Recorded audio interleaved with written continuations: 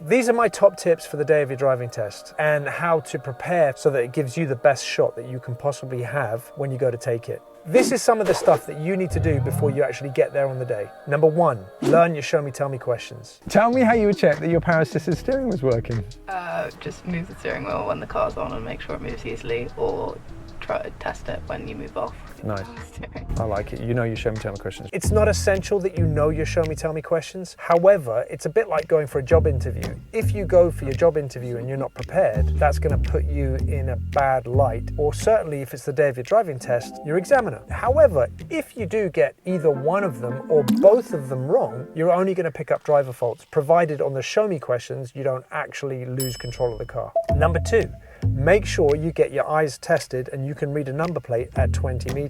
If you can't read it on the first attempt, they will get you to step a little bit closer. They will ask you again. If you still can't read it, they will go into the test center and get a measuring tape and measure out 20 meters. If you still can't read it, the test is now void and cancelled. You lose the fee and it goes down as a fail. Number three, make sure you've got your documents. You need your provisional driving license, otherwise you're just simply not going to be taking the test. They also ask you to bring your theory test pass certificate with you too. It's not something I've seen them always ask to see, but if on the off chance they ask for your theory test pass certificate and you don't have it, then again, they could void the test and it would be cancelled and you would lose the fee. If you don't have the theory test pass certificate, bring the theory test pass certificate number. They can then check it in the system. Number four, the car that you're taking to the driving test. If you're taking your test in your driving instructor's car, it will be insured and it will be taxed and it should be ready to go for your driving test. If you are taking your own car, you need to make sure that it adheres to the strict DVSA rules regarding cars that you can take to the driving test. I will put a link in the description below of where you can source this information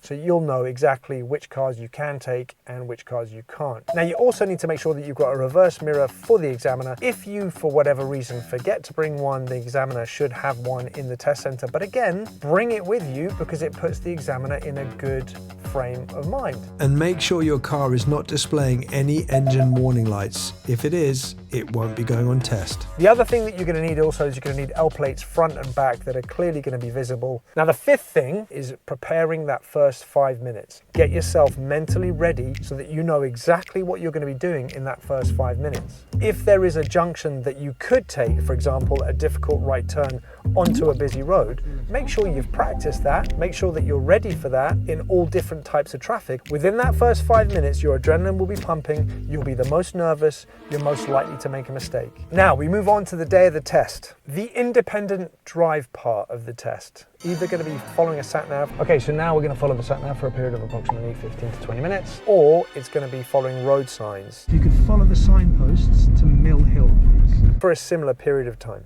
You are not being tested on whether you can follow directions. In real life, we go the wrong way. We make mistakes. What they want to see is, first of all, can you maintain a defensive, good drive when you're being instructed by a sat-nav and not an examiner? If you miss your turn. This could happen to anyone, and if this happens to you on the day of your test, don't panic. Just continue in the direction that's safe.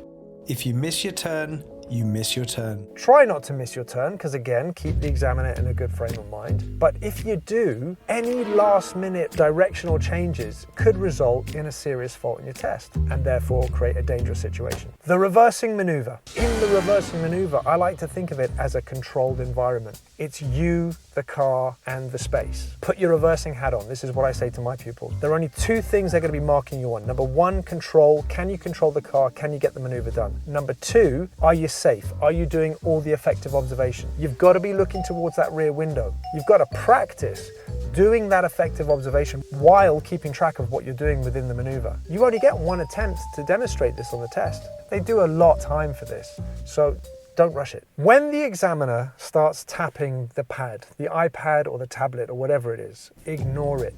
It's a distraction. If you start focusing on what is it that they're typing or what is it that they're writing, then you're not concentrating on the road in front of you and you can make a mistake. They have to tap the iPad to mark off that you've done hill start, move away at an angle, how many times they've pulled you up. Yes, if you've made a mistake, they'll also be touching the pad. Ignore it. Focus on the road.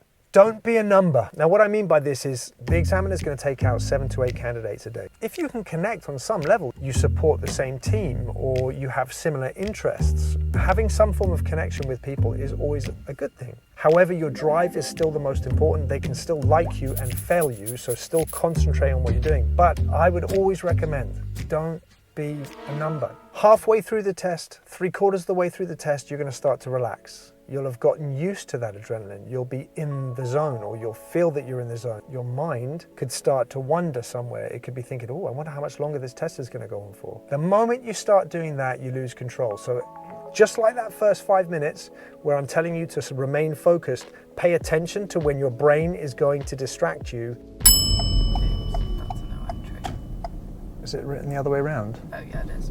Stay in control, because your brain is really, really good at distracting you.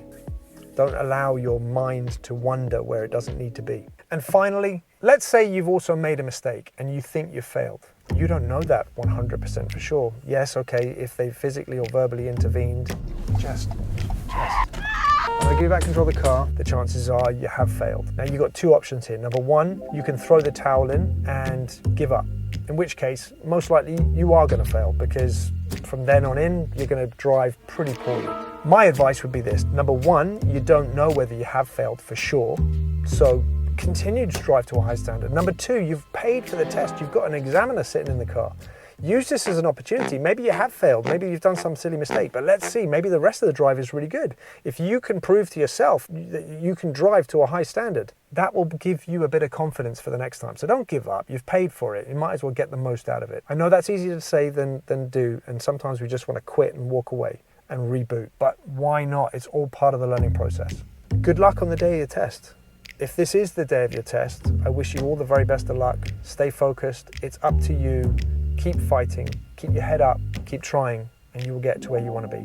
Get any value, hit the like button, subscribe if you want more content, and I will see you in the next one. Get well out.